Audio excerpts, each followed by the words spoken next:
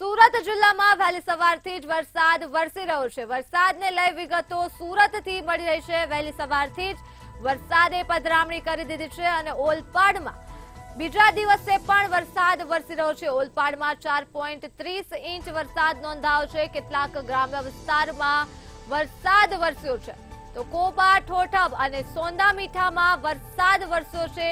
વિગતો સુરતથી સામે આવી રહી છે। સરસાણા સહિતના વિસ્તારમાં પણ વરસાદ વરસ્યો છે તો વરસાદને લઈ ખેતરો પાણીથી ઉભરાશે અને ઓલપાડમાં કુલ 4.30 ઇંચ વરસાદ નોંધાયો છે।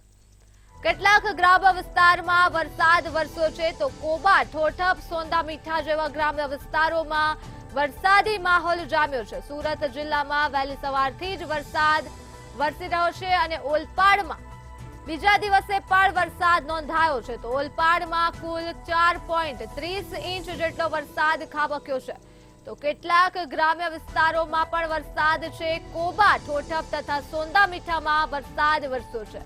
સુરતથી વરસાદને લઈ વિગતો મળી રહી છે। વહેલી સવારથી જ વરસાદ વરસી રહ્યો છે ત્યારે સુરત ખાતે આવેલ ઓલપાડમાં બીજા દિવસે પણ વરસાદ નોંધાયો છે। 4.30 ઇંચ જેટલો વરસાદ નોંધાયો છે તો સુરતના કેટલાક ગ્રામ્ય વિસ્તારો જેમ કોબા, ઠોઠબ, સોંદા મીઠામાં પણ વરસાદ વરસ્યો છે। ગ્રામ્ય વિસ્તારોમાં પણ વરસાદ વરસી રહ્યો છે સુરત ખાતે।